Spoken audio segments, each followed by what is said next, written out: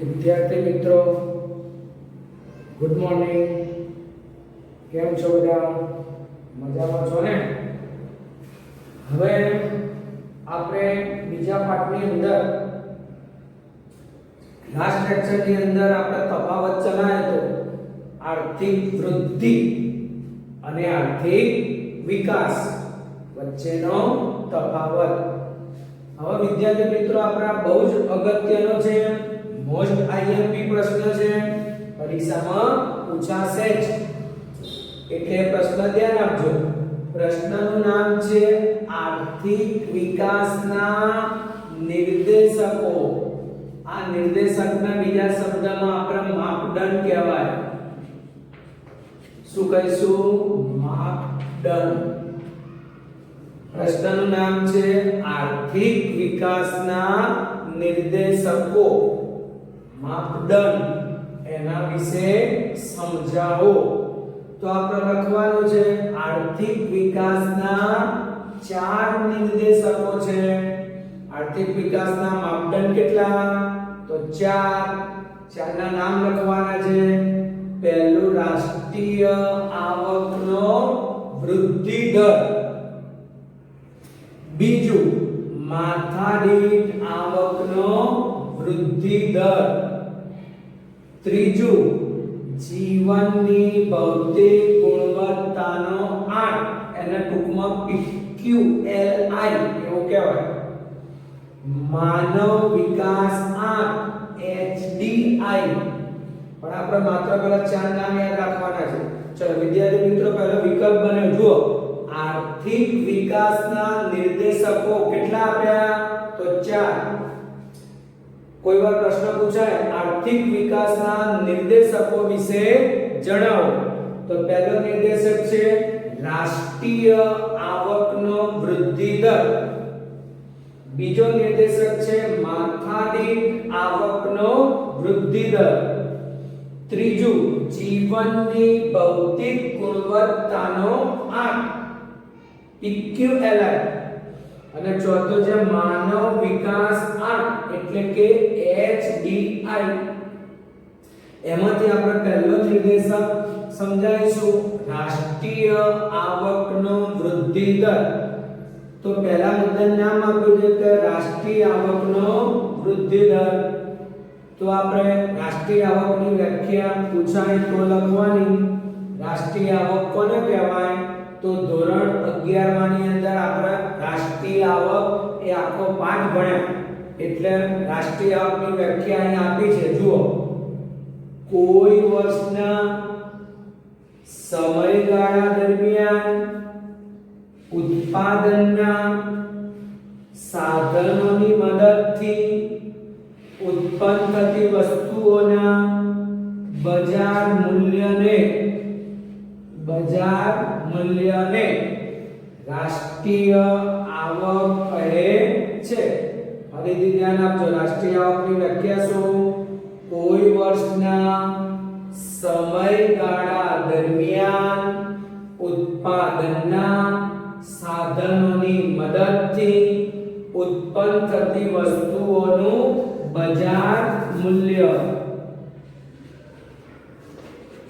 બજાર મૂલ્યને રાષ્ટ્રીય આવક કહેવાય. ધ્યાન આપજો. દેશની વાસ્તવિક રાષ્ટ્રીય આવકમાં લાંબા ગાળા સુધી સતત વધારો થાય તો આર્થિક વિકાસ થયો એમ કહેવાય. આર્થિક વિકાસ એટલે શું? તો લખવાનું જે દેશની વાસ્તવિક કઈ આવક? રાષ્ટ્રીય આવકમાં લાંબા ગાળા સુધી સતત વધારો થાય તો તેને આર્થિક વિકાસ થયો એમ કહેવાય. હવે ધ્યાન આપજો.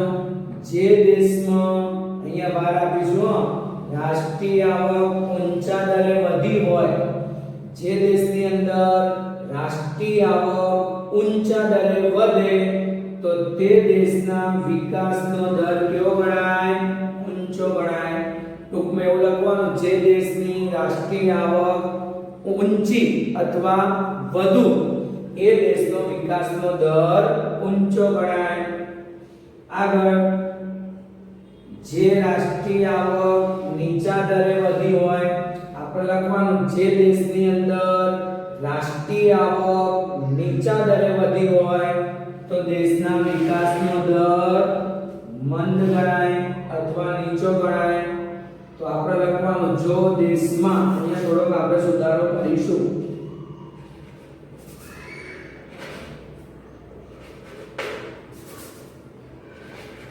જો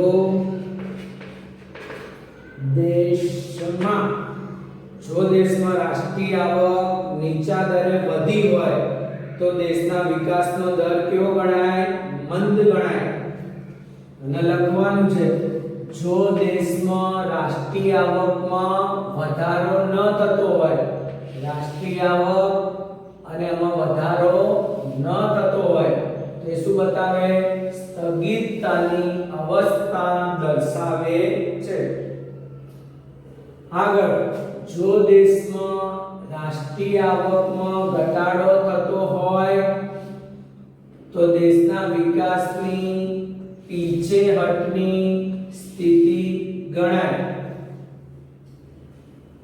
ચાલો પછી કીધું રાષ્ટ્રીય આવક બજાર ભાવે નહીં પરંતુ એ ભાર આપવાનો સ્થિર ભાવે ગણતરી કરવામાં આવે છે. તો વિદ્યાર્થી મિત્રો ફરીથી ધ્યાન આપજો. રાષ્ટ્રીય આવક પહેલા આપણો પ્રશ્ન છે કે આર્થિક વિકાસના નિર્દેશકો વિશે જણાવો. તો આપણે શાંતિથી યાદ રાખવાનું છે કે આર્થિક વિકાસના નિર્દેશકો આપણે કેટલા? 4.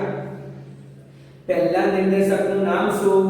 તો પહેલા નિર્દેશકનું નામ છે રાષ્ટ્રીય આવકનો વૃદ્ધિ દર. બીજા નિર્દેશકનું નામ માથાદીઠ આવકનો વૃદ્ધિ દર. ત્રીજું છે જીવનની ભૌતિક ગુણવત્તાનો આંક. અને ચોથું છે માનવ વિકાસ આંક. એમાંથી આપણે પહેલો નિર્દેશક છે રાષ્ટ્રીય આવકનો વૃદ્ધિ દર.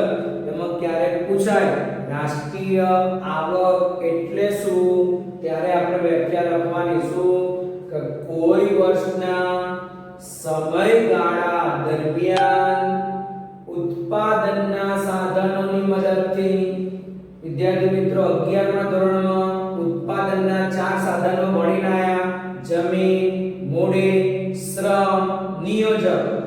આવા સાધનોની મદદથી ઉત્પન્ન થતી વસ્તુઓનું બજાર મૂલ્ય. આવા સાધનની મદદથી ઉત્પન્ન થતી વસ્તુનું બજાર મૂલ્ય, આને આપણે કહેવાય રાષ્ટ્રીય આવક. હવે લખવાનું છે જે દેશની વાસ્તવિક રાષ્ટ્રીય આવકમાં લાંબા ગાળા સુધી સતત વધારો થાય તો તેને આર્થિક વિકાસ થયો એમ કહેવાય. આર્થિક વિકાસની વ્યાખ્યા શું?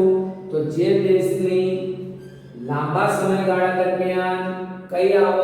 તો વાસ્તવિક રાષ્ટ્રીય આવકમાં વધારો થાય તો આર્થિક વિકાસ થયો એમ કહેવાય. હવે લખવાનું જે દેશમાં રાષ્ટ્રીય આવક ઊંચા દરે વધે, ટૂંકમાં એવું લખાય જે દેશની રાષ્ટ્રીય આવક ઊંચી તે દેશના વિકાસનો દર ઊંચો ગણાય. હવે લખવાનું જો દેશમાં, આપણે અહીંયા ધ્યાન આપજો, જો દેશમાં રાષ્ટ્રીય આવક નીચા દરે વધી હોય એનો મતલબ જે દેશમાં રાષ્ટ્રીય આવકનો દર નીચો તે દેશના વિકાસનો દર કેવો ગણાય? મંદ ગણાય. જે દેશમાં રાષ્ટ્રીય આવકમાં વધારો ન થાય, જે દેશમાં રાષ્ટ્રીય આવકમાં વધારો ન થાય તો દેશની સ્થગિતતાની સ્થિતિ ગણાય. બરાબર? જે દેશની અંદર રાષ્ટ્રીય આવકમાં વધારો ન થાય તો દેશની સ્થિતિ કેવી કહેવાય? સ્થગિતતાની સ્થિતિ કહેવાય. હવે કીધું જે દેશમાં રાષ્ટ્રીય આવકમાં ઘટાડો થતો હોય, રાષ્ટ્રીય આવક ઘટતી હોય તો દેશના વિકાસની સ્થિતિ કેવી ગણાય? પીછેહટની ગણાય. વિદ્યાર્થી મિત્રો, આ 1, આ 2, આ 3 ને 4 મુદ્દા આપણે યાદ રાખવાના ટૂંકમાં. જે દેશની રાષ્ટ્રીય આવક ઊંચી તે દેશના વિકાસનો દર ઊંચો, જે દેશની રાષ્ટ્રીય આવક નીચી તે દેશના વિકાસનો દર મંદ કાં તો નીચો ગણાય. જે દેશમાં રાષ્ટ્રીય આવકમાં વધારો થતો ન હોય તે દેશની સ્થિતિ કેવી કહેવાય? સ્થગિતતાની સ્થિતિ કહેવાય. અને જે દેશમાં રાષ્ટ્રીય આવકમાં ઘટાડો થતો હોય, જે દેશની અંદર રાષ્ટ્રીય આવકમાં ઘટાડો થાય તો દેશના વિકાસની સ્થિતિ કેવી કહેવાય? પીછેહટની સ્થિતિ ગણાય. ચલો હવે ધ્યાન આપજો. રાષ્ટ્રીય આવક બજાર ભાવે નહીં પણ કયા ભાવે? સ્થિર ભાવે ગણતરી કરવામાં આવે છે. વિદ્યાર્થી મિત્રો પ્રશ્ન પૂછાશે, રાષ્ટ્રીય આવકની ગણતરી શેમાં થાય? તો રાષ્ટ્રીય આવકની ગણતરી બજાર ભાવે નહીં પણ સ્થિર ભાવે ગણવામાં આવે છે. હવે વિદ્યાર્થી મિત્રો આ કોષ્ટક બહુ જ કામનું છે. આ કોષ્ટક મોસ્ટ આઈએમપી છે. ચાલો, એક બાજુ દેશ, બીજી બાજુ રાષ્ટ્રીય આવકનો વૃદ્ધિ દર વર્ષ 2014 માં. તો એક બાજુ દેશ આપે છે નોર્વે. નોર્વેનો રાષ્ટ્રીય આવકનો વૃદ્ધિ દર કેટલો? 2.2%. અમેરિકા એના રાષ્ટ્રીય આવકનો વૃદ્ધિ દર 2.4%. શ્રીલંકા એના રાષ્ટ્રીય આવકનો વૃદ્ધિ દર 4.5%. પાકિસ્તાન એના રાષ્ટ્રીય આવકનો વૃદ્ધિ દર 4.7%. ચીનનો રાષ્ટ્રીય આવકનો વૃદ્ધિ દર 7.3%. ભારતના રાષ્ટ્રીય આવકનો વૃદ્ધિ દર 7.3%. ચલો વિદ્યાર્થી મિત્રો, આખા કોષ્ટકની અંદર સૌથી વધારે રાષ્ટ્રીય આવકનો વૃદ્ધિ દર કયા દેશમાં નોંધાયો છે? તો ચીન અને ભારતનો વધારે છે 7.3%. આ બે વિકસિત દેશો આપ્યા, નોર્વે અને અમેરિકા. બરાબર. તો આમાંથી ક્યારેક તમને વિદ્યાર્થી મિત્રો આવો વિકલ્પમાં પૂછાશે 2014 માં અમેરિકાનો રાષ્ટ્રીય આવકનો વૃદ્ધિ દર કેટલો? તો 2014 માં અમેરિકા એનો રાષ્ટ્રીય આવકનો વૃદ્ધિ દર કેટલો? 2.4%. એવી રીતે પ્રશ્ન પૂછાય 2014 માં નોર્વેનો રાષ્ટ્રીય આવકનો વૃદ્ધિ દર 2.2%. 2014 ની અંદર ભારતનો રાષ્ટ્રીય આવકનો વૃદ્ધિ દર કેટલો? 7.3%. આખા કોષ્ટકમાં બધું ના આવડે, 1, 2 અને 3 વિગત આવડવી જોઈએ. પછી શ્રીલંકાનો રાષ્ટ્રીય આવકનો વૃદ્ધિ દર 4.5%. પાકિસ્તાનનો રાષ્ટ્રીય આવકનો વૃદ્ધિ દર 4.7%. અને ચીનનો રાષ્ટ્રીય આવકનો વૃદ્ધિ દર છે 7.3%. ચલો ખ્યાલ આવી ગયો દરેક વિદ્યાર્થી મિત્રોને?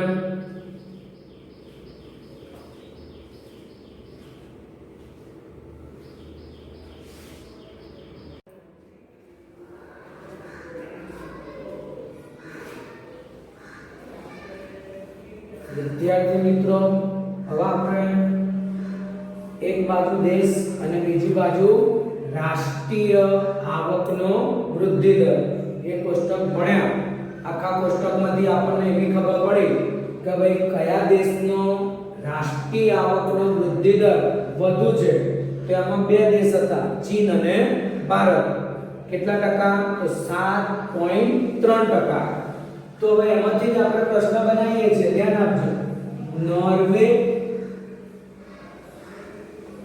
અમેરિકા, શ્રીલંકા, પાકિસ્તાન કરતા ભારતનો રાષ્ટ્રીય આવકનો વૃદ્ધિ દર ઊંચો છે.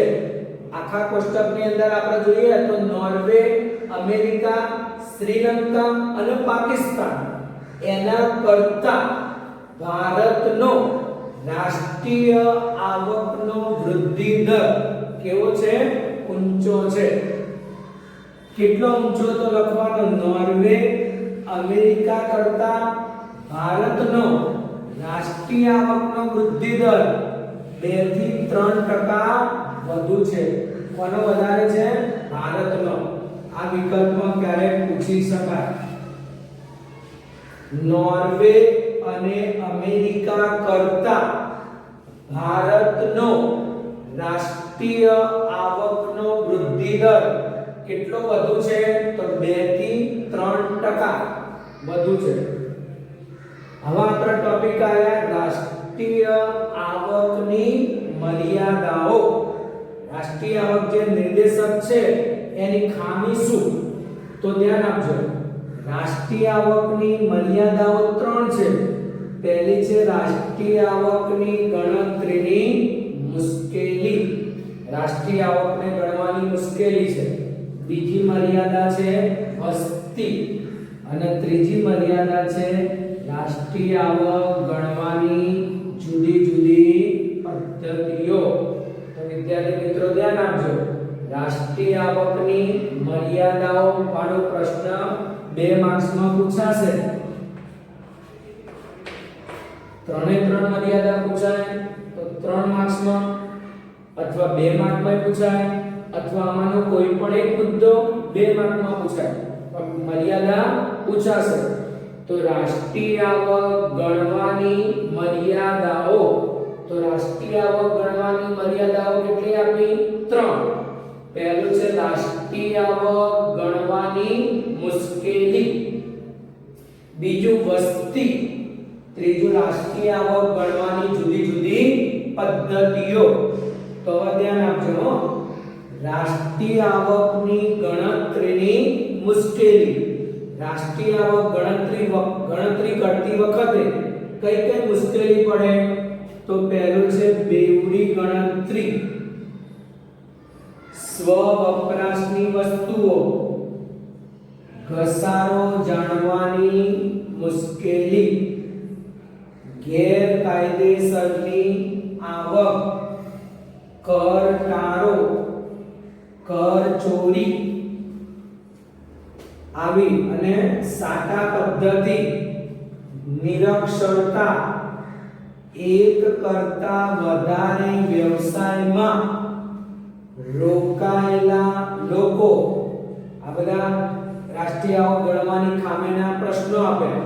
અને આવા કારણોસર દેશની રાષ્ટ્રીય આવક અને તેનો વૃદ્ધિ દર, સાચો વૃદ્ધિ દર જાણી શકાતો નથી. એટલે રાષ્ટ્રીય આવકને સાચો માપદંડ ગણાય નહીં. તો 2 રીતે પ્રશ્ન આવશે.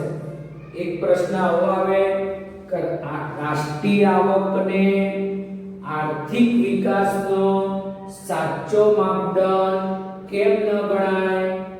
એવું કારણ પૂછાય તો પણ જવાબ આ. અથવા રાષ્ટ્રીય આવક ગણવાની મુશ્કેલી. તો રાષ્ટ્રીય આવક ગણવામાં આપણને કયા કયા પ્રશ્નો નડે છે?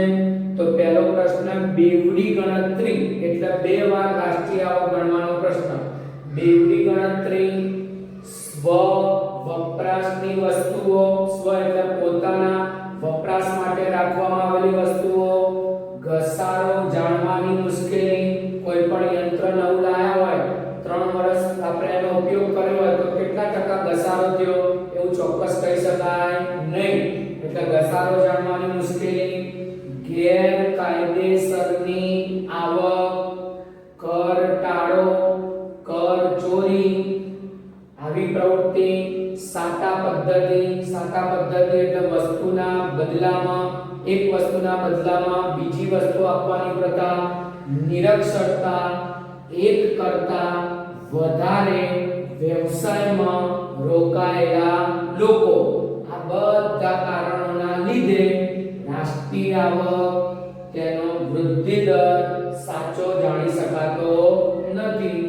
આથી રાષ્ટ્રીય આવકને આર્થિક વિકાસનો સાચો માપદંડ કહેવાય નહીં. તો વિદ્યાર્થી મિત્રો ધ્યાન આપજો. રાષ્ટ્રીય આવક ગણવામાં આપણને કઈ કઈ મુશ્કેલી નડે? અહીંયા ઘણા બધા શબ્દો આવે. એમાંથી 5 શબ્દ લખવાની ખબર પડવી જોઈએ. જેમ કે રાષ્ટ્રીય આવક ગણતરી કરવામાં બેવડી ગણતરીનો પ્રશ્ન. સ્વ વપરાશની વસ્તુ.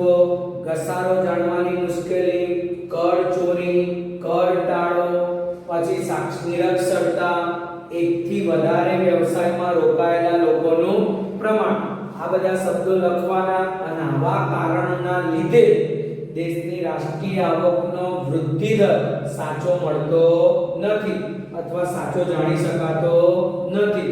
આથી રાષ્ટ્રીય આવકને દેશના વિકાસનો સાચો માપદંડ કહેવાય નહીં. ચલો બીજો મુદ્દો વસ્તી છે. એકદમ સરળ મુદ્દો છે, ધ્યાન આપજો. માત્ર રાષ્ટ્રીય આવક જાણવાથી વિકાસનો સાચો ખ્યાલ આવી શકતો નથી.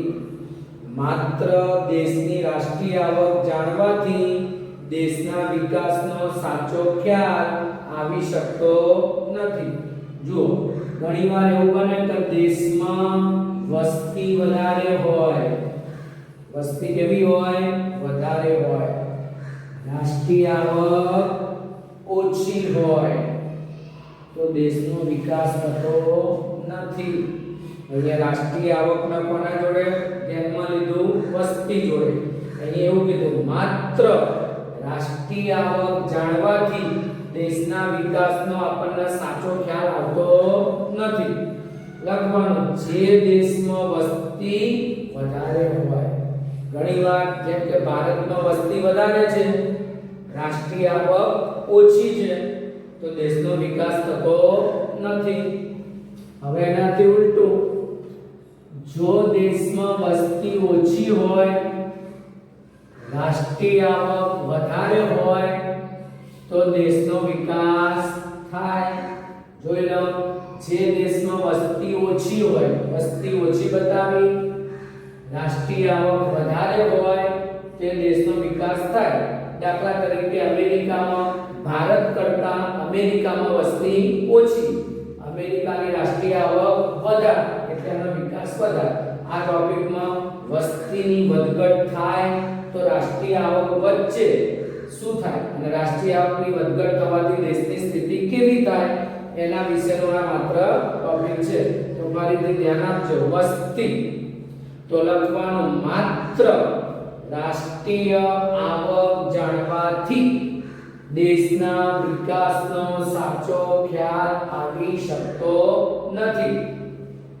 લખવાનું જે દેશમાં વસ્તી વધારે હોય, રાષ્ટ્રીય આવક ઓછી હોય તો દેશનો વિકાસ થતો નથી. શું બધા બતાવ્યું? જે દેશમાં વસ્તી વધારે હોય, રાષ્ટ્રીય આવક ઓછી હોય તો દેશનો વિકાસ થતો નથી. હવે અહીંયા બતાવવાનું વસ્તી ઓછી હોય, રાષ્ટ્રીય આવક વધારે હોય તો દેશનો વિકાસ થાય. આ ટોપિકની અંદર રાષ્ટ્રીય આવકના વસ્તીની વધઘટ સાથે સરખાયું. વસ્તીમાં વધઘટ થવાથી રાષ્ટ્રીય આવક બદલાય, એના લીધે દેશની સ્થિતિ પણ બદલાય. હવે ત્રીજી પદ્ધતિ છે રાષ્ટ્રીય આવક ગણવાની જુદી જુદી પદ્ધતિઓ. તો ધ્યાન આપજો વિદ્યાર્થી મિત્રો. રાષ્ટ્રીય આવક ગણવાની જુદી જુદી પદ્ધતિઓનો વિશ્વમાં ઉપયોગ થાય છે. તો રાષ્ટ્રીય આવક ગણવાની જુદી જુદી પદ્ધતિઓનો વિશ્વમાં ઉપયોગ થાય. ધોરણ 11 ની અંદર રાષ્ટ્રીય આવક ગણવાની પદ્ધતિ હતી આપેલી છે. કઈ રીતે રાષ્ટ્રીય આવક ગણાય? તો ઉત્પાદનની પદ્ધતિ, આવક પદ્ધતિ અને ખર્ચની પદ્ધતિ. તો આપણે વિશ્વની અંદર જુદી જુદી રીતે રાષ્ટ્રીય આવકની ગણતરી થાય. કઈ ત્રણ રીત આપી? ઉત્પાદનની પદ્ધતિ, આવકની પદ્ધતિ અને ખર્ચની પદ્ધતિ. તો વિદ્યાર્થી મિત્રો જુઓ, કોઈ એક પદ્ધતિ કરતા બીજી પદ્ધતિથી રાષ્ટ્રીય આવકની ગણતરી કરવામાં આવે તો રાષ્ટ્રીય આવકમાં ફરક પડે છે. તો જુઓ, ત્રણ પદ્ધતિ છે. માનો કે આપણા દેશમાં ઉત્પાદનની પદ્ધતિથી રાષ્ટ્રીય આવક ગણતરી થાય, અમેરિકામાં આવકની પદ્ધતિથી રાષ્ટ્રીય આવકની ગણતરી થાય, તો બંને દેશોની અંદર રાષ્ટ્રીય આવક ગણવાની રીત કેવી થઈ? અલગ થઈ. એટલે રાષ્ટ્રીય આવકની ગણતરીમાં ક્યારેક શું પડે? ફરક પડે છે. અને છેલ્લે બધા દેશો જુદી જુદી પદ્ધતિથી રાષ્ટ્રીય આવક ગણતા હોવાથી રાષ્ટ્રીય આવક ગણવાનું મુશ્કેલ બને છે. બધા દેશો પોતપોતાની જુદી જુદી પદ્ધતિથી રાષ્ટ્રીય આવક ગણતા હોય તો જેનાથી રાષ્ટ્રીય આવકને ગણવાનું કાર્ય કેવું બને? મુશ્કેલ બને છે. તો ફરીથી ધ્યાન આપજો ત્રીજા મુદ્દા, રાષ્ટ્રીય આવક ગણવાની જુદી જુદી પદ્ધતિઓ. તો લખવાનું રાષ્ટ્રીય આવક ગણવાની જુદી જુદી પદ્ધતિઓનો વિશ્વમાં ઉપયોગ થાય છે. કઈ પદ્ધતિ આપી છે? કઈ રીતે રાષ્ટ્રીય આવક ગણાય? તો ઉત્પાદનની પદ્ધતિ, ખર્ચની પદ્ધતિ અને બીજું આવકની પદ્ધતિ. ત્રણ પદ્ધતિથી રાષ્ટ્રીય આવક ગણતરીમાં લેવાય. કીધું કોઈ એક પદ્ધતિ કરતા બીજી પદ્ધતિથી રાષ્ટ્રીય આવકની ગણતરી કરવામાં આવે તો રાષ્ટ્રીય આવકમાં શું પડે? ફરક પડે છે. બધા દેશો જુદી જુદી પદ્ધતિથી શું કરે છે? રાષ્ટ્રીય આવક ગણે છે. એટલે આપણને સાચી રાષ્ટ્રીય આવક ગણવાનું કામ ક્યારેક મુશ્કેલરૂપ બને છે. હવે આપણો આ ટોપિક પૂરો થયો, રાષ્ટ્રીય આવકની મર્યાદાઓ. તો વિદ્યાર્થી મિત્રો, હવે આપણો આખો ટોપિક એક નિર્દેશક પૂરો કર્યો. એ નિર્દેશકનું નામ હતું રાષ્ટ્રીય આવકનો વૃદ્ધિ દર. એ નિર્દેશકની અંદર પહેલા આપણે એની વ્યાખ્યા ભણ્યા, પછી જે દેશમાં રાષ્ટ્રીય આવક વધારે હોય એ દેશના વિકાસનો દર ઊંચો હોય એ વ્યાખ્યા ભણ્યા આર્થિક વિકાસની. પછી ચાર આપણી પરિસ્થિતિ યાદ રાખવાની છે. જે દેશમાં રાષ્ટ્રીય આવક ઊંચી તો વિકાસનો દર ઊંચો બતાવો. જે દેશની અંદર રાષ્ટ્રીય આવક નીચી તો દેશના વિકાસનો દર મંદ બતાવો. જે દેશની અંદર રાષ્ટ્રીય આવકમાં વધારો ન થાય તે દેશની સ્થિતિ સ્થગિતતા વાળી કહેવાય. અને જે દેશની અંદર રાષ્ટ્રીય આવકમાં ઘટાડો થાય તો દેશની પીછેહટની સ્થિતિ ગણાય. આના આધારે આપણે કીધું કે રાષ્ટ્રીય આવક કયા ભાવે ગણાય? તો બજાર ભાવે નહીં પણ સ્થિર ભાવે ગણાય. અને પછી આપણે જુદા જુદા દેશ અને એની અંદર રાષ્ટ્રીય આવકનો વૃદ્ધિ દર ભણ્યા. એમાં નોર્વેમાં રાષ્ટ્રીય આવકનો વૃદ્ધિ દર 2.2%, અમેરિકાનો 2.4% અને મેન ચીન અને ભારત, એમાંથી ભારતનો વૃદ્ધિ દર 7.3%. આ ત્રણ વસ્તુ યાદ વધારે રાખવાનું. કોષ્ટક ઉપરથી આપણે નિર્ણય લીધો કે નોર્વે, અમેરિકા, શ્રીલંકા, પાકિસ્તાન આ બધા કરતા ભારતનો રાષ્ટ્રીય આવકનો વૃદ્ધિ દર કેવો રહ્યો? ઊંચો છે. નોર્વે અને અમેરિકા કરતા ભારતના રાષ્ટ્રીય આવકનો વૃદ્ધિ દર કેટલો વધારે? 2 થી 3% વધારે. હવે આપણો નિર્દેશક પૂરો થયો અને એના આધારે આપણે રાષ્ટ્રીય આવકના ખ્યાલની મર્યાદાઓ. તો રાષ્ટ્રીય આવકના ખ્યાલની મર્યાદાઓ આપણે ત્રણ સમજ્યા. પહેલું આપણે કીધું છે રાષ્ટ્રીય આવક ગણવાની મુશ્કેલી. બીજી મર્યાદા છે વસ્તી અને ત્રીજું છે રાષ્ટ્રીય આવક ગણવાની જુદી જુદી પદ્ધતિ. તો હવે આપણે પહેલો નિર્દેશક પૂરો કર્યો. વિદ્યાર્થી મિત્રો, એકલો જ નિર્દેશક 5 માર્કના પ્રશ્નમાં પૂછી શકાશે. ચલો, ખ્યાલ આવી ગયો? દરેક વિદ્યાર્થીએ પોતાના ચોપડાની અંદર આ બધા મુદ્દા નોંધ કરવા, સાથે સાથે એને વાંચતું રહેવું. અને આજે આપણે પહેલો નિર્દેશક પૂરો કર્યો. હવે બીજા લેક્ચરની અંદર આપણે માથાદીઠ આવકનો વૃદ્ધિ દર એ નિર્દેશકને વિગતવાર સમજૂતી આપીશું. Okay, thank you.